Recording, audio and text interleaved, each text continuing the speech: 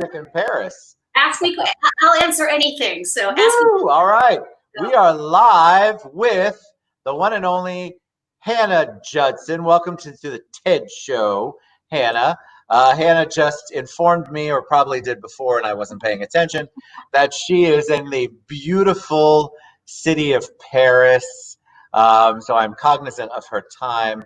It's definitely later there. It's way past happy hour, but isn't every day in Paris happy hour? So welcome to the show. I'm so excited to learn about your journey, to talk about creative living, for you to perform. So thank you for being patient. Welcome, Hannah. Thank you so much. I'm really happy to be here. And everything you just said, all of those things, talking about Paris, which I have to say, I live outside of the city in a little village on the Seine River, very quiet, very close to the city, but different sort of atmosphere. But that creative living, playing music, you said a few other things. Everything you said, I'm like, yeah, let's go. Let's I love it. I love your energy, and I didn't know. So let's hear your journey, but I have to understand at some point how you got to Paris, one of my favorite places on the planet. It's just amazing. The French people are amazing. It's just, I love it. All right. Enough about me and what I want to do and travel. Let's talk about you. Let's learn a little bit about your background. Okay. So I don't even really know where to begin because, it's a long story now, but at this point, I'll say, so I'm originally from Maine, from the Northeast, and I grew up there.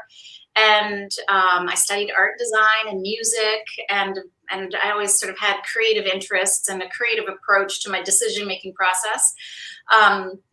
I lived in Chicago for a bunch of years. And after Chicago, I moved to France.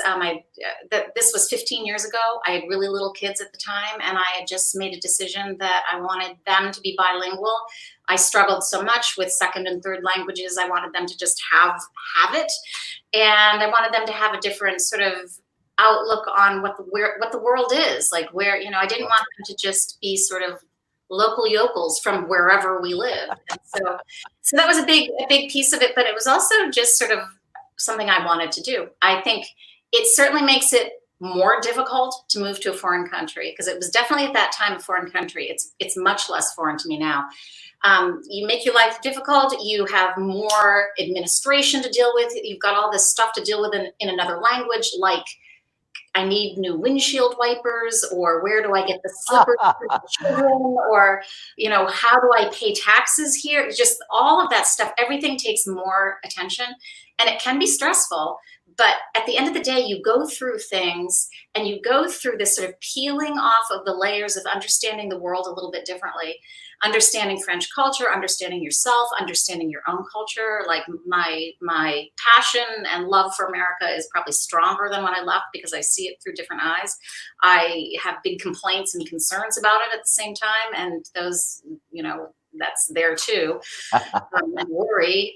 But it's just it's sort of like you've got more to bounce off of, rather than just experiencing one thing. You're seeing it. I love the fact that you took your kids there early, because I just think Paris is basically a global. It's a metropolitan city, but it is just so when you're in it and you're immersed in it.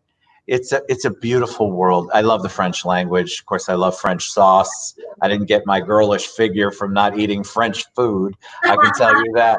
But the passion that the French people have for living, which is why I love creative living, versus existing or working.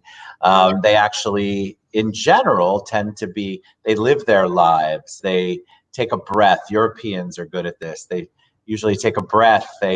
They enjoy the things that they are given rather than rush through them, which as Americans, we all wanted it yesterday or the day before. And so France is just generally, I haven't experienced that. I love the fact that you wanted to immerse your kids and have the language. I would imagine that would be difficult. You're going over there. Did you know French before you went? I had a ton of French before I went. I did. And so, but still, nonetheless, I didn't know how to say windshield wiper or, plenty of other things. So I must know, how do you say that? I forget. I know how to ask for wine and where's the bathroom. Yeah, exactly. That's important stuff too. But I was going to say, please quelque chose. I forget. I don't even remember. I love it though. You have, but you can hear it. You didn't Americanize it. It was beautiful because, you know, when I go over there and I try to speak my French, my grandmother was French Canadian. I sound horrible. It's embarrassing, and I'm sure they're very patient and loving. All right, so why France though, of all cities?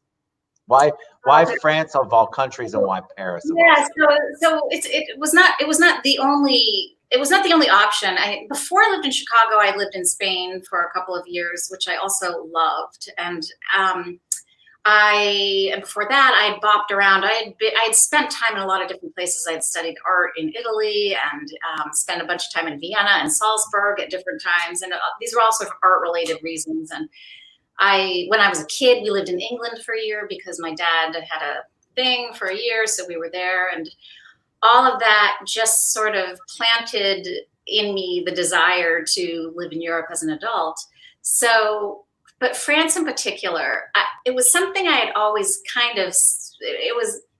actually, I'll tell you, when I was, I think 8, my father's best friend, close family friends, ran an archaeological dig in the south of France. And so all the kids came, there was a whole bunch of kids, a whole bunch of parents, a whole bunch of college students. We all went down to this archaeological dig and we spent the summer camping in a, what is it called?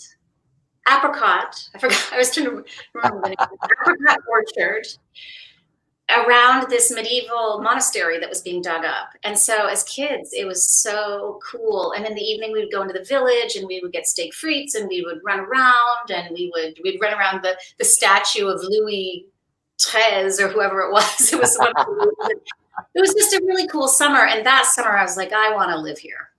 It was implanted early. I love it. Yeah. All right, music. So talk about music. Have you always been obviously you're a creative. You can tell immediately you're a creative overall, but have you always been a musical talent? Have you always wanted to do that with your life, or what was the progression and the journey? Yeah, that's a good question. So because of my mother and her guidance, I always played instruments. So I had music lessons, I played instruments in the school orchestra, blah, blah, that kind of thing. But that was not exactly where my heart was. I was never going to be a classical musician. I never loved it, but I did go through the motions for many, many years, and that's okay. It's okay to do that. But what I really, really like is writing songs. And so when I was in college, I did a lot of creative writing and I did a lot of poetry and all that stuff. And when I first graduated from college, I got a job, I got my first paycheck, paid the rent, and then bought a guitar. And that was the instrument I actually had wanted the whole time before. I'd always wanted to. So I bought a guitar and I bought a Bob Dylan songbook. And I went home and I taught myself the chords and I taught myself a few songs. And then I was like, then my playing turned into my own songs very quickly. Very quickly, I was writing my own songs. And that's what I really love songs. I like songs about things. I like songs about our experience. I like songs that make you, cry, or songs that that change your state. That's what music really can do. But I like that songs tell stories about our lives, and a good song tells it in a way that you've never heard before. But you're like, oh, but I'm in there too, even though I've never heard it before. So my goal is always to write a good song, and I don't always hit that target. The process, though, is the journey cathartic for you? Do you find, like, I would imagine, I have never written a song, but I've written poetry. Yeah. Or written pieces or short stories and things like that. That creative piece where you're birthing something, it can be good, bad, or indifferent, but it's still your ugly baby, right? That's the thought process. But it's still part of it, but it's cathartic no matter what the final outcome is. There's something about it. It is absolutely true that it is, when you're doing it right, when you're not just sort of copying, or when you're not just sort of blindly doing it, but when you're really doing it, it's transformational for yourself. Yes. You end up somewhere else. whether it's writing a short story or writing songs or whatever the creative thing is. And that was one of the things that I wanted to talk about today when we were talking earlier about creativity as a topic. It's like creativity is such an important part of my life, but I think it's an important part of everybody's life. Yes. Because it's not just making art or music or, you know, the standard things. It's like also in the way we design our lives, or the way we approach decision making, or the way we make ourselves feel better when things are awful, you know, with the way you see things. It's not just sort of producing a thing, it's going through a transformation. And so where do you find, you mentioned like these are life experiences. You want the song to create something maybe that people haven't felt before, thought about before, at least in that way. So that sounds all good, but for the people who don't know how to create, that sounds very stressful. So where do you get your, what's the impetus? Where do you get your inspiration, your motivation from? Where do I get my motivation? Well, I get my motivation from a lot of different things. I mean, I'm inspired by a lot of different things. I'm inspired by people I know who are doing great things. I'm inspired by people I don't know who I see their music, you know, here, or I'm listening to their music. I'm inspired by things that have happened. I'm inspired by fine art. I'm inspired by good conversations. You know, somebody will say something, you're like, oh yeah, and then that can be a nugget for a song. So I'm definitely inspired by music, but that's not all I'm bringing into what I'm trying to do. I'm trying to bring in a lot of good ideas. I love that. I love it because I think that when you're a creative, I mentioned it earlier, it becomes your baby. It becomes there's something about it that is attached to you. And so as you're beginning that process, it becomes, again, cathartic. And I think that people will listen to music, and I can hear when it's the songwriter and I'm moved by it, or it's something different and I think, oh, that's amazing. You can feel and sense what the songwriter or writers were thinking or going through. I think people need to give more kudos to the process that you have to go through. So it's one thing to have this passion. It's another thing to make it your work, what you're working on, what you're doing with your life. Talk about that journey, because the music business is different than the creative business. Right. So tell me a little bit about how you got to this point where you're actually utilizing this, or this is what you're doing.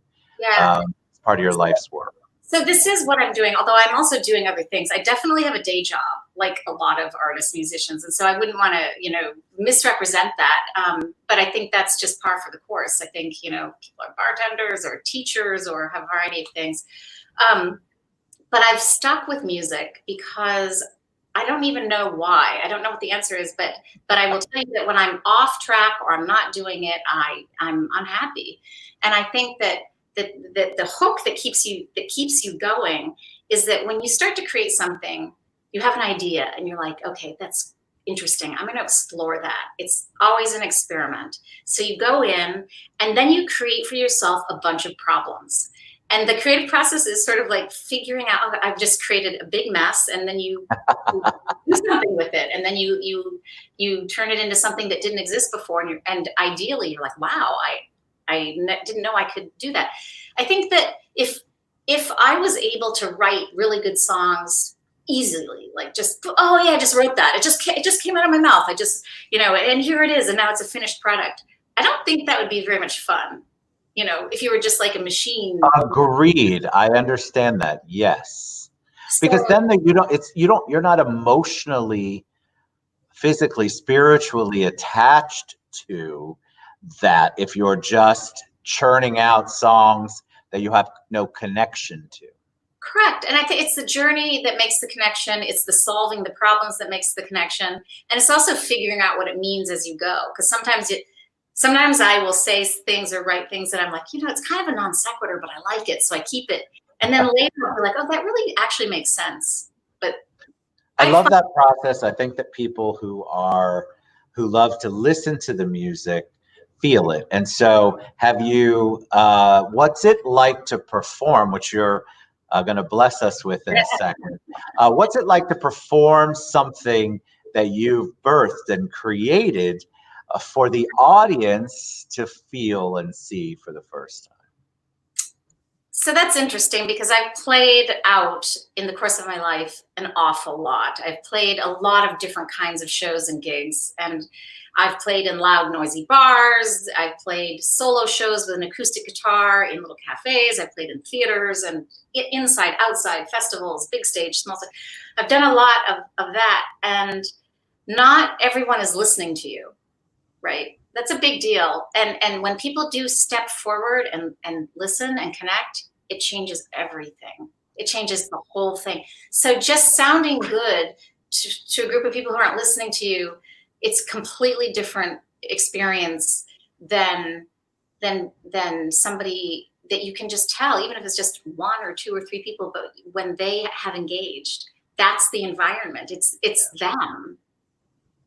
It's fascinating because I've seen performers in all of those scenarios you described. I feel badly for the ones who are in the loud bars, or I like to call it the dinner theater crowd that talks over everything. And you're like, I'm giving the performance of my life, people. Could you pay attention for 5 seconds and not worry about your 2-for-1s? But it still is it's a good process, I feel like, to go through. And it also helps develop that thick skin, which I think all artists have to figure out how to have, because your message will be heard. I guarantee it. Somebody will hear it, but you have to maneuver through that minutia of all that craziness that's going on. All right, so let's get to performance. I don't know anything about what you're going to perform, but give us a little. And by the way, if I do this, I love to do this live. I want them to focus on you, Hannah, and not look at me. Okay. So when you begin to perform, that's how that will look. So don't think I've left you.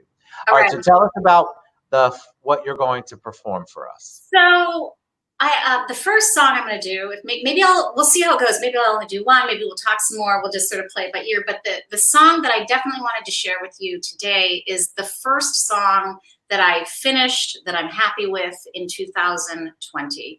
And the reason why it's called Satellite, and the title comes from the launch of SpaceX, I think it is, SpaceX. They launched these satellites that are connected, and they were traveling across the sky like beads in the sky, like 7 or 8 of them right in a row. I don't know if you saw photographs of that. It was really cool. And there was just something, I wrote this song, and actually a couple of the other songs that I'm going to be releasing after this one. That is, for me, a reflection of this year, 2020, which has been a really hard year. This has been, and I've had it easy. I've had nothing bad happen. But I think that nonetheless, nobody is going to walk out of this unchanged unless you slept through the whole thing. No Rip Van Winkles here. Yeah, and so it took me a long time. So I guess things started getting weird at the end of January, and then folding over, got kind of not sure. And then in March in France, we went into a lockdown. So we were locked down in our houses, and to go outside, you could go into your garden, but to leave your garden area, you had to have a form, a piece of paper. It had to have the times. You had to have the time. 1 of 6 reasons why you were leaving checked, and sign it. It was an official document, and that document then became an app after that. But we were locked down, and you could go outside to exercise for an hour a day, but not longer, because anyway. So it was really tense, and I initially thought, okay, this is gonna be great. I'll be good at the lockdown because I like to be alone. I like to do, I like to have my creative time. But I found it to be really challenging to not feel optimistic. That was the challenge, because when you feel optimistic, you can look into the future, you can see where things are going, and that was completely removed. And I just felt like I saw just fog, and I had a hard time with it. But then I kept plugging away at projects and at writing.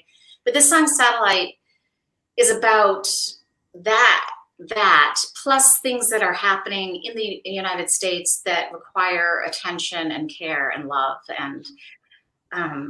All right, I'm excited. All right, Satellite by Hannah Judson. I put Hannah's website, which is a great launching place for you if you want to learn more about her music and her journey.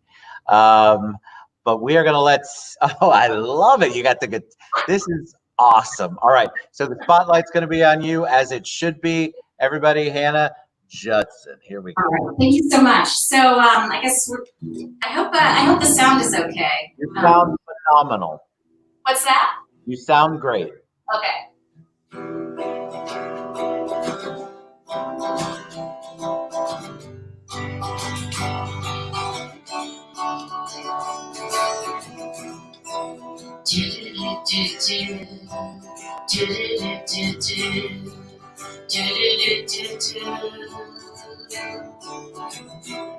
What's got you out of mind? Same thing trapped here inside. We all fall down. One for Jack, one for Jane, one for little Moses. Don't bother now, call it a day. Snake oil is leaking, pour it down the drain. Don't take offense, I just can't believe anything you're selling would bring me relief.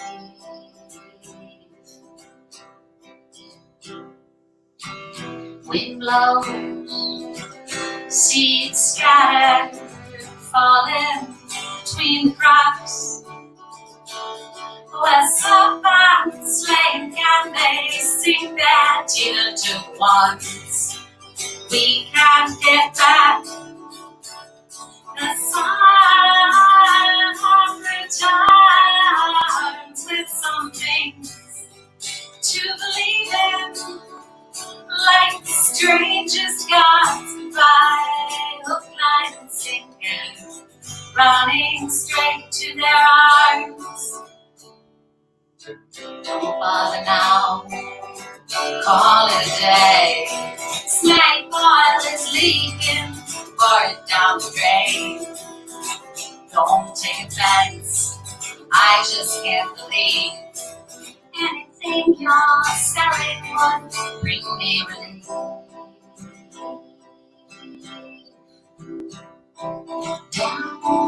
Down, streets have no name, houses are empty, string dogs singing out my hand. I might float away like the satellites above and heading west. Satellite, satellite.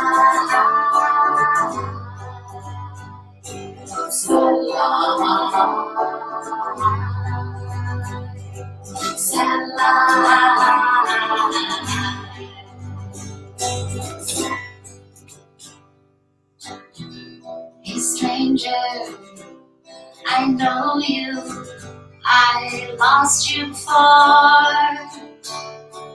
Cries for help are like the crackling fire or fever when no one's home. Satellite in the sky tonight pulls down your shades to sleep. Nothing settles down in the air we breathe. Don't bother now, call it a day. Snake oil is leaking, pour it down the drain. Don't take offense, I just can't believe anything you're selling will bring me relief.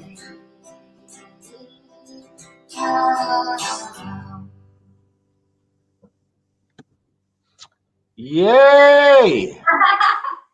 All right, thank you. Beautiful. So, I love it. Go ahead, tell me. Well, I was gonna say I'm happy with that song. That's like, you never know how things are gonna turn out, but to me, that song is a little complicated lyrically, but it says what I wanted to say. So I love it. So tell me what is the satellite? What's the metaphor there? What are you thinking as you say that word satellite for people? it is, first of all, a really beautiful word, satellite. It's fun to say and it's fun to sing. But when I was writing the song, I was really pulling from things that were in the news in the moment. And that was one of the things happening right then. But I love that satellites are like in the sky like stars, but they're man-made. And they're watching us from above, but it's not quite nature. It's not quite something else. I don't know. It's like a little bit sad, really, that you're looking at the satellites and you're not looking at the stars. I don't know. And fascinating. Yeah. Also, one of my favorite musicians in the world, Laurie Anderson. I don't know if you know her, but she's... Yes, absolutely. So yeah. So Big Science, which came out in my youth, was my favorite cassette. I had it on cassette. It was my favorite cassette, and then I had it as a record for so many years, and I just listened and listened and listened and listened, and she's got this one line. So maybe I stole it from Laurie Anderson, but she's got this one line: "The satellites are out tonight." Do you know the satellites are out tonight? And it's a beautiful line, and it's just this kind of weird world we're in. It's weird. Agreed. All right. Do you have one other song, or do you want to? We're getting toward the end of our time. Do you want to take us out with the song? I'd love to. So right. I have to decide what I want to do. I'm going to sing a love song, just straight up. All right. I love a love song. So we're going to let Hannah take us out. HannahJudson.com is there. You are amazing, Hannah. Thank you so much, all the way from Paris. Thank you for sharing your talents and your creativity with us. So we're going to let Hannah sing instead of looking at my ugly mug. Here we go with Hannah Judson. So thank you so much. Thanks for joining us. This has been a really fun conversation. And the last song I'm going to do is called "Got a Thing for You."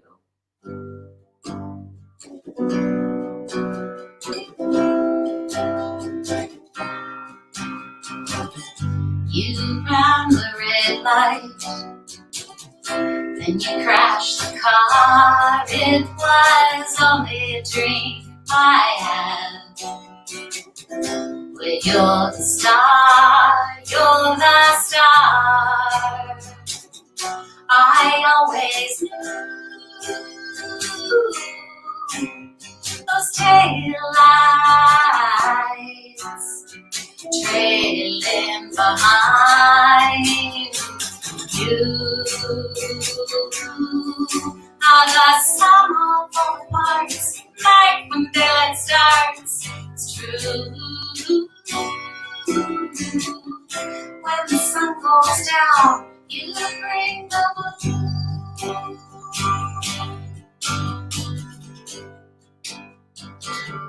There's this guy I barely knew with a slingshot and right at you. He's got all night, but pick the wrong ex. You're a fighter, you're a winner. You're a star, you're a dream I have from time to time. And it feels so real, like you could be mine. You are the sum of all the parts. Like when daylight starts, it's true. When the sun goes down, you bring the blue. Maybe it's how you show up, laugh out loud, walk the walk. I can't keep the record straight. I like the way you talk. Oh, oh, oh, oh, oh, oh,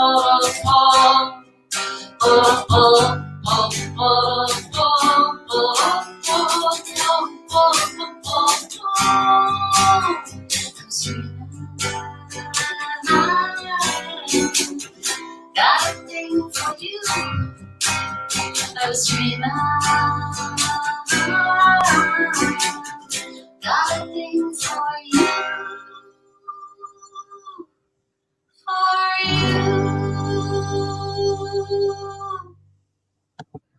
All right, Hannah Judson with a love song there.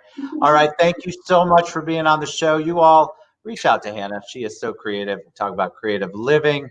HannahJudson.com, all the way from Paris, France. Thank you so much for sharing your heart and your soul and your journey with us, Hannah. Thank you for having me. This was fun.